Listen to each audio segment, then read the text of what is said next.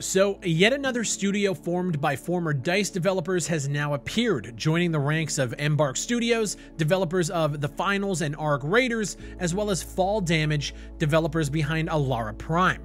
Now, I've dropped coverage on all of these titles with my Arc Raiders genre swap video just dropping the other day, so be sure to check out all of my coverage. This brand new Stockholm-based studio called TTK Games is being headed by ex-Battlefield creative director Lars Gustavvson, who is known for his 2 decades at DICE overseeing the creation of some of our favorite DICE-developed Battlefield games, from Battlefield 4 to Bad Company 2. This is the guy. Alongside senior design director Daniel Berlin, their CTO and technical director Vidar Nygren, I hope I pronounced that right, and an art director named Peter Hoyles. So it's just a star-studded ex-DICE roster here, and the main reason why I'm excited is because TTK Games has secured significant funding to work on a new next-generation online shooter. So they're still jumping into the shooter space, and with these guys at the helm, without all of the politics and the bogging down with shareholders and everything else that is apparently going on at DICE, I'm excited. In a GamesBeat interview, Gustavvson said that TTK's founders intend to build their studio to be more flexible. Instead of just jumping on the dessert and start building a game, we took our time to start laying the foundation so that when we start bringing people on board, they feel like they're at a large company in terms of professionalism and safety, but also the fun parts of being a small, nimble studio with a blank canvas to fill. And that's exactly it, man. These studios are so convoluted and bloated with so many people and so many hoops and red tape to go through to make things happen.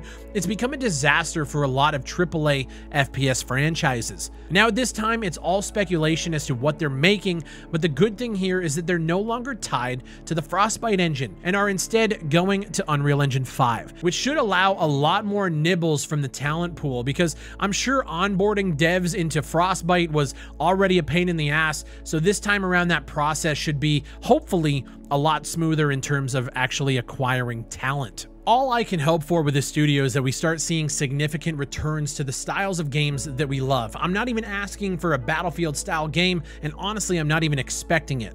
I'm looking for things like scoreboards, or if the game can facilitate it, things like squad management, voice communication, and all of the things that DICE tried to tell us were toxic during the launch days of 2042. Get back to delivering experiences that gamers actually want, and without all of the bloat from not only DICE, but being involved in a company as large as EA, I'm very anxious to see what TTK Games does.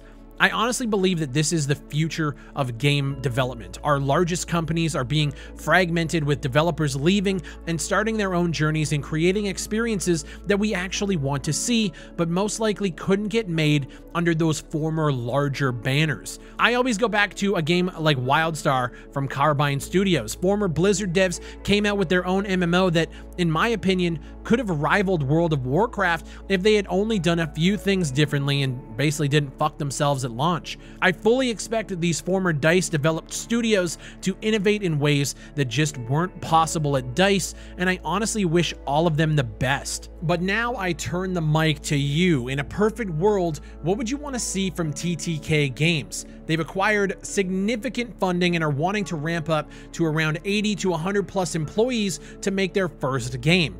What do you want it to be? Leave your thoughts down below, like the video, and subscribe for everything FPS and industry discussion. Use code BigFry on all your G Fuel purchases for up to 30% off. Check out my new retro summer merch drop at BigfryShop.com. And as always, I'll see you on the next one.